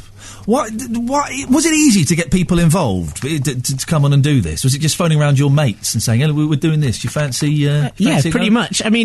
We just explained to them we're doing an alternative Fringe, and that there's very little to lose, and it was in London, and they were all very, very keen. You can ask Izzy. She was one of the people who rang. I got a text, and I'm not gigging as much these days, so I was like, no. And then as it got near over time, I was like, oh, everyone's doing the Phoenix Fringe. so I am doing one now, a mixture of. When are you on, Izzy? What day are you on? I'm on the 10th at 4:00. Okay. Oh, so it is kind of like the Edinburgh Festival in that there are performances all at different times of the day. It's not just you turn up at 7:30 and you watch a show. There are other bits and pieces going on. But also we were saying on the way here, the day tickets are such a good thing because you can go for a bit, go off and get some food, and there's so many places around the Phoenix, or you can probably even eat there upstairs, I would imagine, can you? Yeah, they've got food there as well. How much did you say it's good value? How much is it then? Well, each show is £8 in advance or 10 on the day, but you can buy a day ticket for 20 quid to see absolutely everything on that day. There's only a limited amount of those, and they are starting to go. Well, to see Mark Watson for £8, that's 20 quid to see that day. You get Monday the 5th. You get Jim Smallman, Mark Watson, Andy Osher. For 20 quid, that's good going, isn't it? And also, it's a lovely room, and it's an intimate room. You're not in a massive theatre on the back row trying to decide the person on stage is a human being. Izzy, what are you doing? Because people will probably know you from Peep Show. I guess that's kind of the advert, isn't it? The people won't know you. Also, you've been on Radio 4. You've been doing stand-up for a long time. Yeah. What can they expect from your show? Well, I'm going to be doing a few stories. I've got a story about a ceilidh, because I've started to go to this ceilidh, and there's a really sweaty man there who tries to dance with everyone. But he's really, really drenched in sweat. Oh, I don't like sweaty men. Don't you? I'm not a fan of sweat on other people. I do sweat. My right armpit's very sweaty. But sweat on other people, it's only not... your right? Yeah, I know. I think it might be glandular before you start having a go. But, my other armpit's fine, but the right one, it just drenches. But so your show... Wow. Yeah, I know. Sorry, I've gone into too much detail. I feel I know you guys. I'm going to put you into the ceilidh story now. No, don't. So you're doing a show about a sweaty man. Well, I've got like a 15-minute story about that, because we go to this ceilidh quite regularly. We're all girls, and he tries to dance with everyone, and people say no, and I always feel very sorry for him. So, and I've got a new song about how people show you pictures of their kids and it's really boring. You've not got kids then? No, I haven't. I could tell. I'm sure it'll change if I have them. But that turned into a song about the Smiths. So it's like 4 minutes long, and it started off being about other people's kids, and then by the end, it just become about how much I love the Smiths. So that's 20 minutes. And then I'll be doing. I thought you were just adding it up together. That's what you How do. can I make an hour? That is what happens when you're doing, especially a mixture of old and new stuff, isn't it? You kind of think, oh, I've got a new bit so I can. So yeah. So it's a mixture of, but hopefully I'll see what the audience is like. I've got a 6-minute song about Nightmare.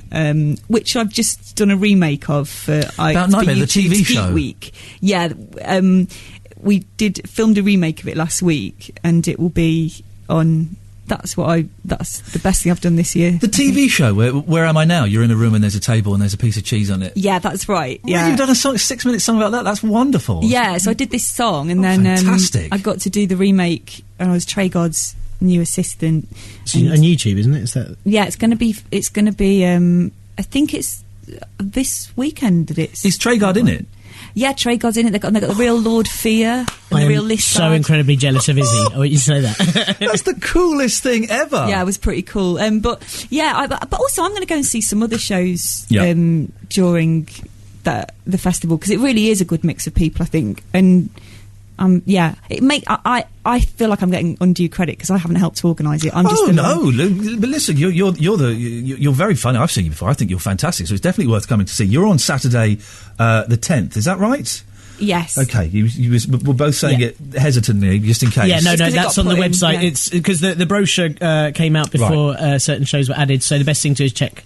Is this the first year you've done this? It's the very first year, yep. So we're seeing how it goes, and so far it's going very well. You're selling tickets at the moment, and they're going, aren't they? Yes, quite a lot of tickets. People are showing an interest. Yes, definitely. And what do you want to achieve from it? Do you want this to become an annual event? That's the thought. I mean, if it goes really well this year, we think maybe we'll do it again next year, but for longer. I mean, London's a great place in the summer. Yeah. Why not have a comedy festival here? It seems really odd that we don't.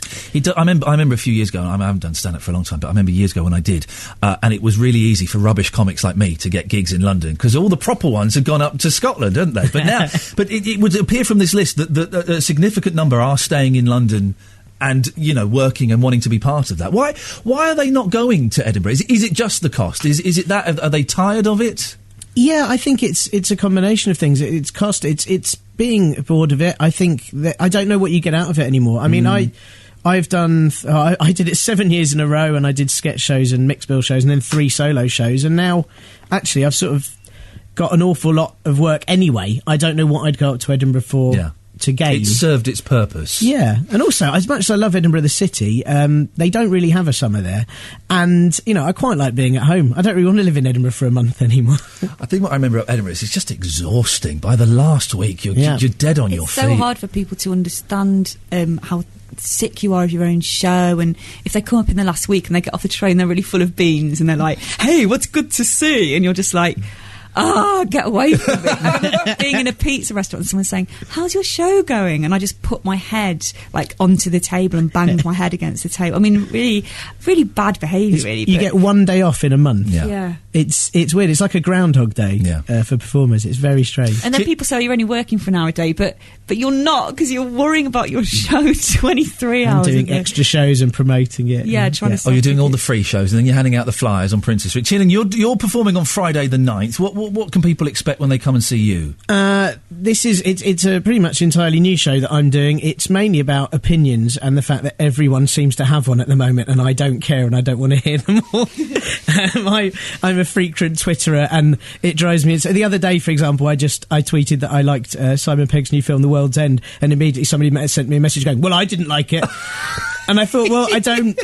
That's not going to change my opinion. Why have you told me? So I've written pretty much an entire show about how sick I am of people, and I hope people come and see it. The thing on Twitter is when I say something people don't like, and they go, "Right, well, unfollow." Well, don't tell me you're unfollowing me. Just go Just away. leave you it alone. muppet. Yeah. That's why I only say nice stuff. You do say nice stuff I on like jam.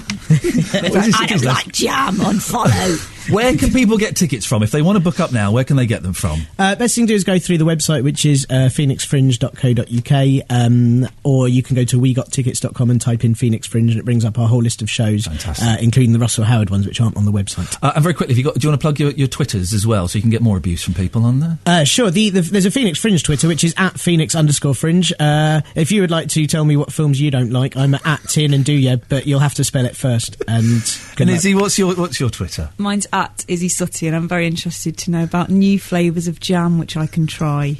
Thank you very much. Best of luck with that. It sounds like a cracking thing. This is Iain Lee, BBC London 94.9. Coming up, Gino De Campo, and hopefully the answers to your notes and queries.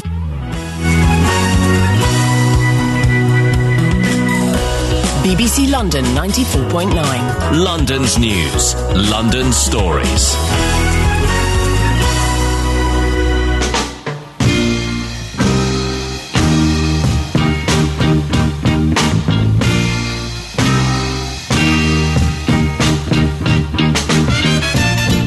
Minutes, no, 6 minutes past 2. That's how clocks work, isn't it? Yes.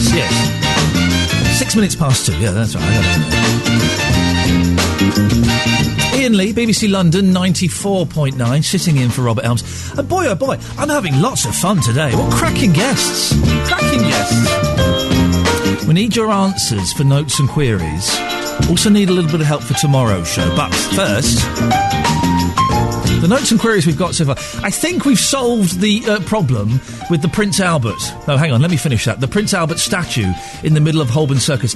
Carl called in. He was upset it was being moved. And he said the plinth had been demolished like giant bits of Jenga. It's coming back, apparently, but about 10 feet away. Near the Smiths. Apparently it's the most dangerous statue in London. Other things we got on the go. Well, Sheila called in from Islington, the birdcage. She saw it outside St Martin's Art College. It's moved a bit down York Way. 12-foot tall birdcage with a giant swing in it. What on earth is that all about? 0207 224 2000. And then Rod in his cab called in. The Georgian Lantern, Admiralty Arch. It's the middle arch. It's got 4 panes of glass in it. 3 of them are clear. 1 of them is red. Why? We need to get these solved. Come on, please don't let me down, London. I don't want Robert to come back next week and you'll go, we didn't call in for notes and queries because we prefer you, Robert. No. 0207 224 2000. I also put it out there. We've been talking about Abbey Road. Are there any other places in London where it's allowed, it's not disallowed, it's not frowned on too much, where people are almost encouraged to leave graffiti? Of course, outside the Abbey Road on the wall, they clean it off every once in a while, but a blind eye is turned to people writing graffiti. Is there anywhere else in London where that has that attitude? Because some graffiti is awful, isn't it? I would suggest the majority. Some of it's pretty darn good, though. And some of it's very funny. Who would think Clapton is actually God? 0207 224 2000. And also I mentioned the guy who used to walk up and down Oxford Street with the placard. That's the word I was looking for 2 hours ago. Placard. Proclaiming the evils of eating fish and protein. Who on earth was he? What was his name? He's quite a famous one. We should answer that one quite quickly. I'm old enough to have seen him. When would I have seen him, I suppose? Was he around as late as 1990? Was he around as late as then? That's kind of when I started wandering Oxford Street on my own. I was a slough boy, so to be allowed to travel into London was quite a big thing. And Oxford Street became kind of part of my life, 16, 17, 18, 19, 90, something like that. Who was that guy? 020 7224 2000. You can text in 81333. Start your text with London.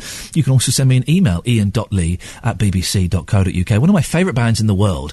I wish they put their different differences aside, and there are differences. Put your curmudgeonly old man differences aside, for goodness sakes. Make another record, XTC, please. Just majestic. Easter Theatre, XTC.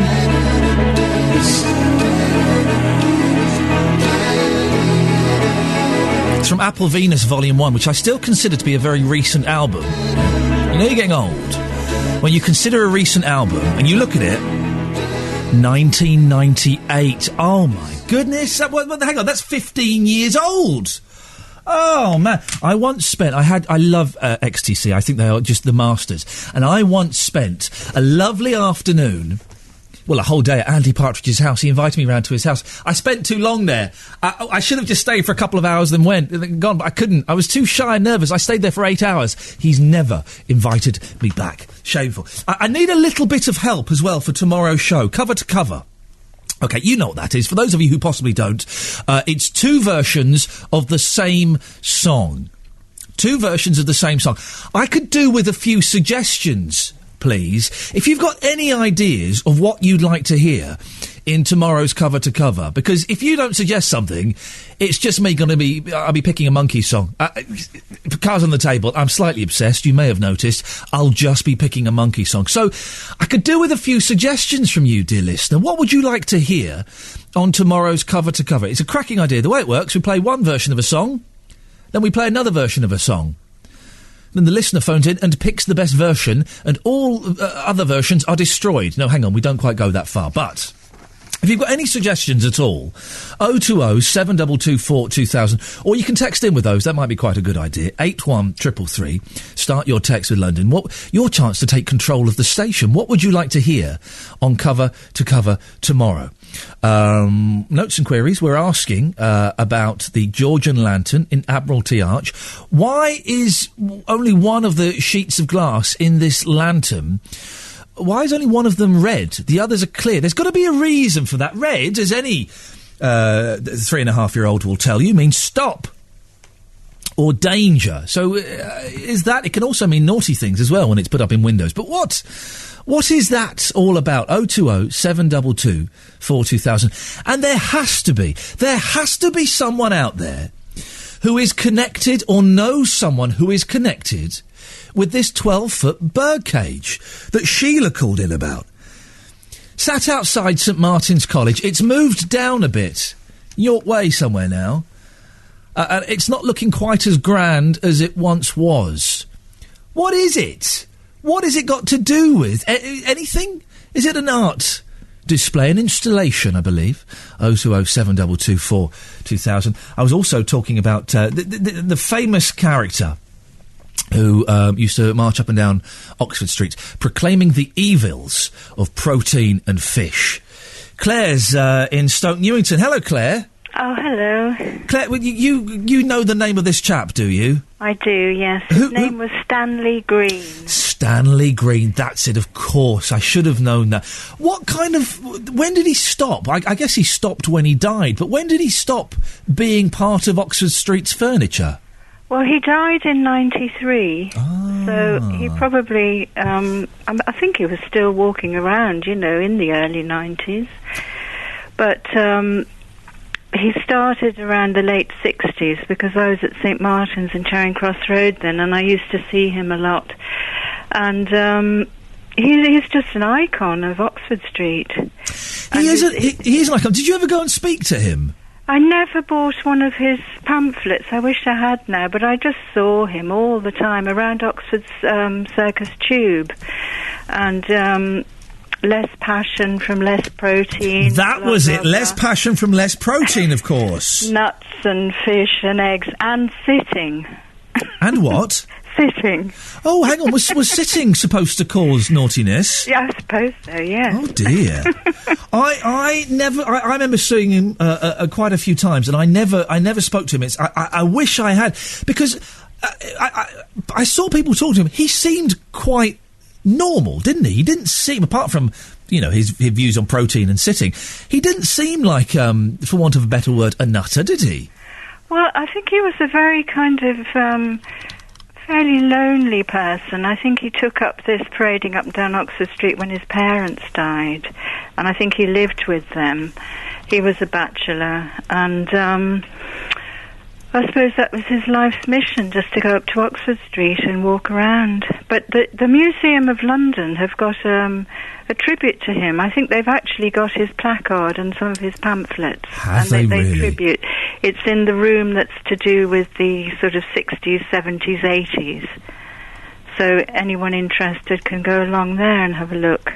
The reason I'm sounding slightly distracted is I'm going on eBay, because I know at one point on eBay they did have some of his pamphlets available, but I'm just looking no, there aren't any there now, which is a shame. Never mind. Well, maybe while I've got you on the line, Claire, maybe you can answer another question, because Gary emailed in. Someone else who emailed in and got that right.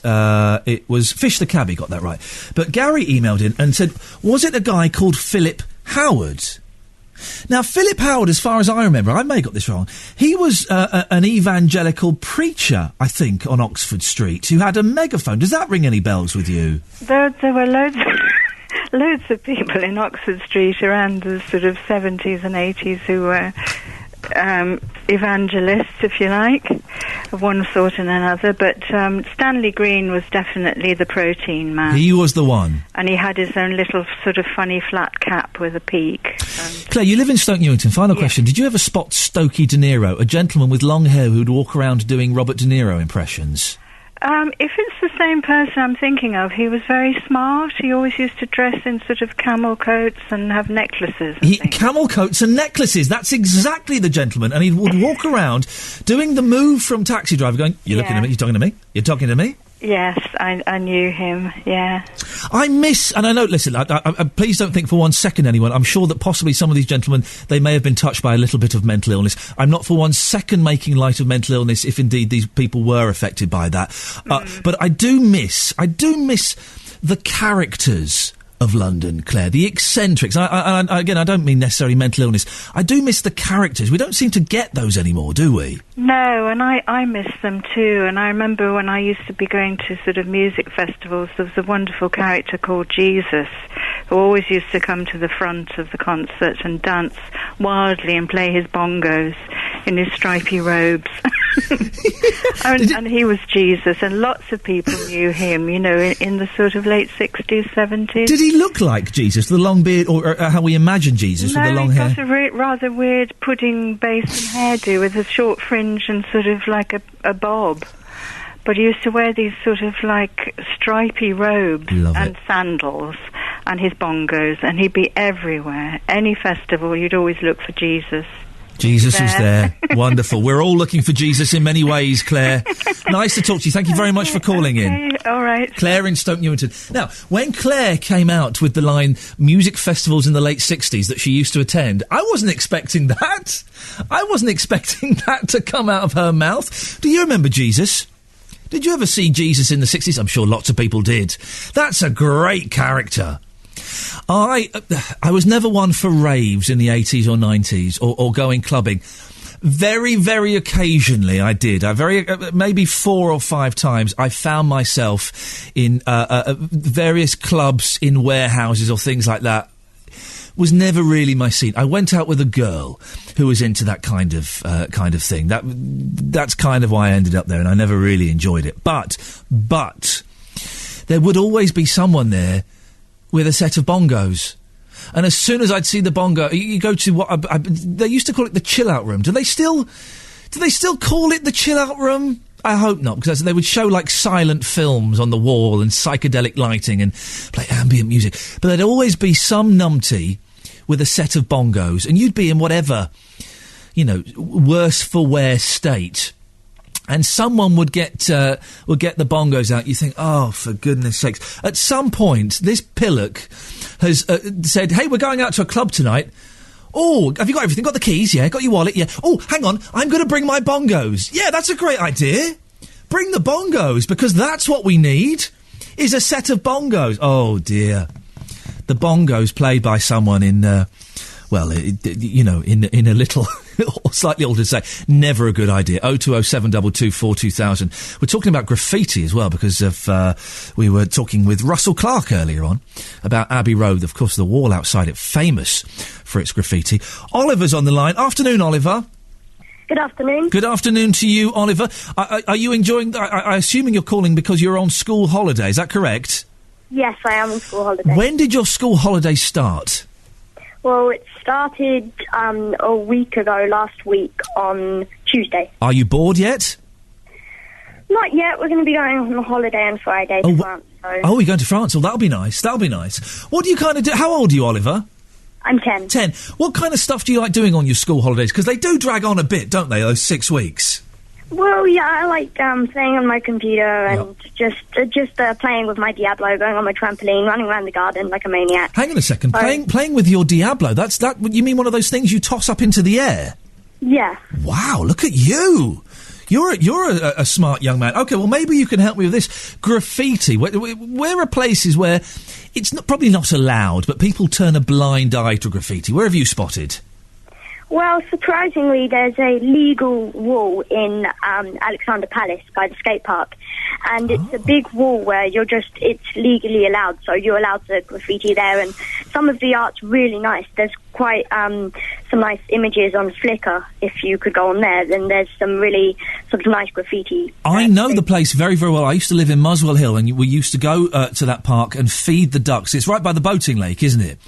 So we'd go and feed the ducks, and we'd hire a little peddler with my little boy, and then we'd go and play. And my little boy, who was 3 at the time we lived there, he would just love to watch the skaters. He would sit there and watch it, and I'm thinking, don't get any smart ideas, sunshine, not for another 12 years. But so you're allowed to do the graffiti there, are you? Yeah, it's legally allowed. It's just a blank wall, and it's definitely legal. I had the little research, and it's a legal wall where you're allowed to do graffiti, and some people do some really nice things, and it's quite amazing that it's done by graffiti, and some of them look like they've been painted, but they're definitely done by a spray can. Some of them are fantastic. A lot of graffiti, though, Oliver, would you agree is it's a load of old rubbish. There's a lot of it, isn't it? Well, yeah. Okay. Have you ever done it? No. Are you tempted? Not really. Like, I get out a scrapbook and, do cool little artsy drawings. Your family sound quite arty. If you're on the Diablo already at the age of 10, I suggest you get a spray can and try it on the dining room wall. Maybe give that a go. See how that gets on. Yeah, my brother, because we have quite an old house and my brother's quite little, he just gets pencils and starts writing on all the walls. So. And I bet your mum and dad love that, don't they? Well, if they mind, they don't really like it. No. But because it's an old house and we're going to get it redone anyway, it's okay. Well, Oliver, lovely to talk to you. Thank you very much indeed. One of the joys of knowing that you're going to redecorate your house or paint the walls or put new paper on is writing on the walls. Oh, some of the stuff I've left on walls in houses, outrageous. You're listening to Iain Lee, BBC London 94.9. Gino D'Acampo is not coming in, so it means we've got extra time to take your phone calls, which works out well for us. 0207 224 2000, 2:30, afternoon 2:33. Iain Lee sitting in for Rob Elms, BBC London 94.9. Gino D'Acampo, the chef, was supposed to join us. He can't make it now, which is fine, because that leaves us 27 minutes to have a little bit of a chat to try and solve the 2 remaining queries. The birdcage that Sheila called in about, outside St Martin's Art College, now a little bit further down York Way, and also the Georgian Lantern in Admiralty Arch. We'll be talking about graffiti as well in a second. I'll go to John in Kingston in a minute. I'm also asking for a little bit of help for tomorrow's show. Cover to Cover. It's a cracking feature. I love it. One of the highlights, I think, in Robert's catalogue, as it were. You get 2 songs, the same song, done by different people. You compare and contrast, and you pick the best. You pick the winner. We've had some great suggestions in. Dave has said Long Tall Sally, Little Richard versus the Beatles. Ray says, You've Got a Friend, James Taylor versus Michael Jackson. Michael Jackson did You've Got a Friend? I can't believe it's the same song. Sister Morphine, The Rolling Stones versus Marianne Faithfull. I'm not a Stones fan. I never got the Stones. Summer in the City, Loving Spoonful versus Quincy Jones, says Pete. I was keen to go with Hallelujah, Jeff Buckley versus Leonard Cohen. That was suggested by Alice. I was then reminded if I did that, we would probably lose half our listeners. Have I told you lately? By Rod Stewart and Van Morrison, says Morris. That was in the lead. My new one in the lead at the moment has come from Scott, who's tweeted me. This is my favourite at the moment. First cut is the deepest. Cat Stevens versus Rod Stewart. I think, Scott, that's a cracking one. Are we going to get anything better than that before 3 o'clock? First cut is the deepest. Cat Stevens versus Rod Stewart. Of course, written by Cat Stevens. But some would say Rod Stewart did the definitive version. Are we going to find anything better than that? That's in the lead for me at the moment. 020 722 42000. Graffiti.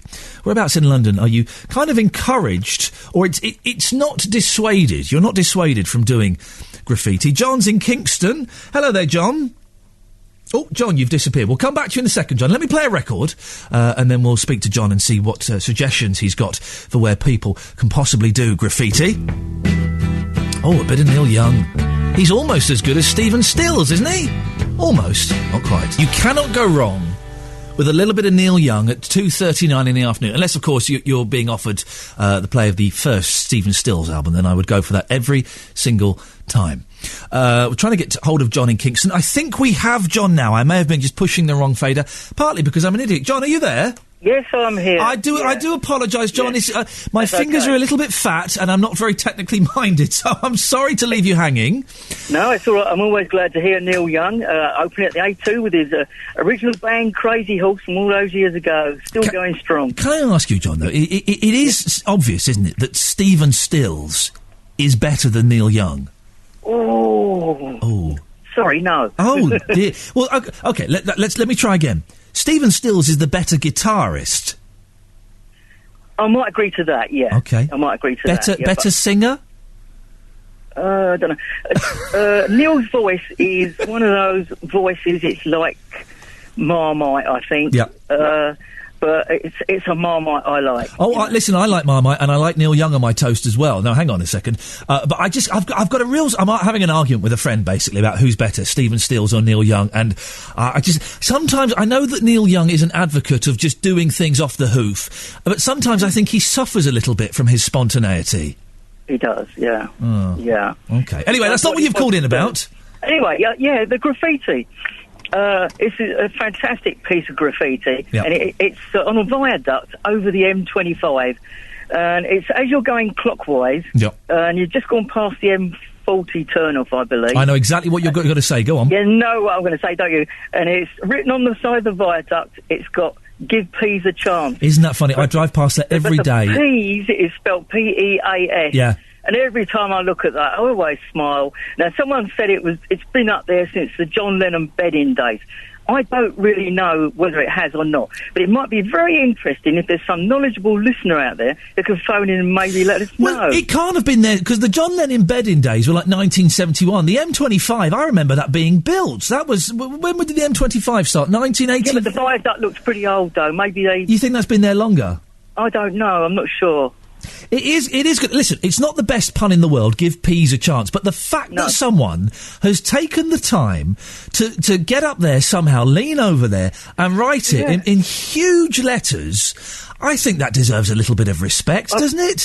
I really do, yeah. I've often thought about that. I thought, well, God almighty, that must have been really dangerous trying to do that even, let alone right on the wall at the same time. And why we would never encourage vandalism like that. You sometimes have to respect these idiots.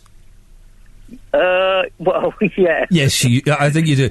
John, I'm trying to think of places in London where it's, like Abbey Road, where it's kind of okay-ish to do graffiti. We had Oliver call in about the wall near Alexandra Palace. I'm trying to think of other places where they aren't, kind of free-speaking walls, where it is like Abbey Road, where you're not meant to do it, but it's become such a part of the culture that people go, we'll paint over it in 6 months. Go on then, do what you want to do. Are there any places that you can think of? I'm sorry. I'm so sorry. I just can't think of it anywhere like that. John, listen, you've called in with a cracker. Thank you. How long has that Give Peas a Chance been there? It can't have been there since the early 70s, can it? I see it every single day. I know exactly what he means. And I hadn't noticed it before. You know, when you drive around the M25, you don't really notice things. And someone mentioned it to me, and oh, yeah, I know that. Give Peas a Chance. It's not the best pun in the world. There are better. But the dedication that someone one night said, right, tonight, come on, grab that tin of paint and that paintbrush, we're going out. Where are we going? Going to go and paint on a bridge. Really? Yeah, bring those bongos. We might need those as well. 020 722 42000. We're trying to find a cover to cover. I've been informed by Peter Stevens. Any relation to Cat? Probably not. That the first cut is the deepest may have been done already. So, I don't know. Well, at the moment, that means that in the lead, we've got Rod Stewart versus Van Morrison. Have I told you lately? Some more have been sent in. Brown Eyed Girl, Van Morrison versus Jimmy Buffett from Wayne. Fool if you think it's over. No, it involves Chris Rea. I can't do Chris Rea. I can't, really. Oh, hang on a second. We may have a winner. I'm a Believer, Neil Diamond versus the Monkees. That's from Laurie. Bridge Over Troubled Water, Elvis versus Simon and Garfunkel. I'm a Believer, the Monkees versus Robert Wyatt. Possibly. Has Bridge been done before? We've done that one. OK, look, I'm getting stern looks from the producer. We've done that. No, we're not doing that. I'm a Believer, Neil Diamond versus the Monkees. I tell you what could be a good one, actually. Daydream Believer. The Monkees did a cracking version. Also, Anne Murray did a superb version in about 1981. I'm thinking, I'm not totally sure. 02072 42000. What's your thinking on that? We need help. We're coming up with songs for cover to cover for tomorrow. Peter Stevens is working overtime on the email. He's coming up with some cracking suggestions for cover to cover. Baby I Love You, the Ronettes versus the Ramones. Ooh, that could be nice. We're getting a good list. Send them in. We won't make the decision now. We will make the decision before tomorrow's show, obviously. It would be ridiculous not to. I quite like that one, though. Oh, it's a good... Once you start thinking about it, it's a good game to play. Oh. Who smashed those bottles? This is Iain Lee, BBC London 94.9, sitting in for Robert Elms, here for the rest of the week. I think he's back next week, so don't panic. I'm having quite a bit of fun. OK, right, let's have a little look to see what else we've got. Talking about graffiti, Norman's in Harrow. Hello, Norman. Are you there? Yes, Norman, can you hear me? Yeah, I got you fine, yeah. Oh, good lad, Norman. What can I do for you? Well, I remember in the 70s, I was an electrician. Yes. And we wired Helena Rubinstein's apartment. Oh, right, very nice. And she had a penthouse in Knightsbridge. Yeah. And when she gave a press launch for a new product... Yeah. The toilet and bathroom in her apartment were all painted black. And she left a box of chalk in there for all the journalists to write graffiti on the walls. Oh, blimey. Yeah. And what kind of stuff were they writing, though? Well, some of it was pretty risque and rude. Yeah. So I'll give you one piece that's always stuck in my mind. Is it clean, Norman? I'm not going to get the sack, am I, before the end of the week? No, I'll cut the end bit off for you. Bless you for that. All right? Yeah. And it said, Don't beam me up yet, Scotty. I'm just going to have a... And the S went right up to the ceiling. Oh, dear. We don't get graffiti. We don't get proper kind of toilet graffiti anymore. You go to public toilets, they're all got that anti-graffiti paint on, or people scrub it off. That's the only reason anybody would use a public toilet, is to see the clever, in inverted commas, witticisms that people have decided to write on the wall. I miss that stuff. Yeah, well... Norman, thank you very much indeed. Not a fan of public toilets. Some of them are pretty grotty. A lot of them are closed down, of course, because of some of the shenanigans that took place in there. But I do miss that. I do miss the... and again, I'm not in any way condoning graffiti, but before you kind of jump and have a go at me. I do miss the kind of smuttiness and the innuendo and the jokes that used to be written on toilet walls. You don't get that anymore, which is a real shame. 020 722 42000 is the telephone number if you want to give me a call. We're still looking for a song for Cover to Cover to be played on tomorrow. You know how it works. The same song, done twice by two different people. If you can think of any, then give us a call. Oh, I've just remembered some great places with graffiti. If you want to see some good graffiti, start a rubbish band and go and play in some dives around London. The 100 Club, it's not that that's a dive, but the 100 Club in Oxford Street. Last time I was there, who was I with? Last time I was there, oh dear, I was there with Frank Sidebottom, may God rest his soul, the wonderful Frank Sidebottom. We were doing a gig together. I've never seen a man in a papier-mâché head so drunk in all of my life. It was wonderful. I love Frank. I was so upset when he died. It was wonderful. There were about 35 people there. Frank was very, very drunk, and he was supposed to do 20 minutes. An hour and 20 later, he was still going on. It was a joy. But what made me think of that is the dressing room, and I use that word very, very loosely. I say dressing room. It's a store cupboard, really. But the walls in there are just covered in wonderful, wonderful graffiti from some fantastic bands. I'm trying to think the Monarch, the Camden Monarch as well, has got great graffiti from bands. And a lot of those places get painted over as well. No, never paint over those. Those are rock history, dear listener. That stuff should be preserved. That stuff should be taken down and put in museums, shouldn't it? On the email, Brenda says, you can do graffiti along Parkland Walk in Finsbury Park. It's a nature walk which takes you from the park to Highgate. I'm trying to think where that is. As you say, some of the art is good and some doesn't make any sense at all. I can't think where that Parkland Walk is. Is it the walk where I'm going to ask a question as though you're going to know the answer. Is it where I used to go jogging with my mate Dave? Is it? You probably don't know the answer to that, do you? I realise, as I said, it was actually quite a stupid suggestion. Suggestion for Cover to Cover, says Tony. Go Now. The Moody Blues versus the original by the Southern Soul goddess Bessie Banks. Trust me, it'll work. Ian, how about Chic's original of At Last I Am Free compared to Robert Wyatt's cover from the LP Nothing Can Stop Us? Can I just say, and I know that, again, to some people this is blasphemy, I'm not a huge Robert Wyatt fan. I like the fact he exists, or existed. I like the fact that he made records, because I think it's good when unusual people, that's me being polite, make records. I never got it, though. I never really got it. Oh, Pat's come in with a good one. Everybody's talking Fred Neil versus Harry Nilsson. There is a wonderful Harry Nilsson box set been released. 17 CDs. It's about 50 quid. It's about 50 quid for 17 CDs. Oh, that's a bargain. Unless anybody wants to send it to me free so that I can review it. Oh, you can't do that in the BBC. Point taken. I don't like Mondays. Boomtown Rats versus Tori Amos. Tori Amos did that? Really? She's delightfully bonkers.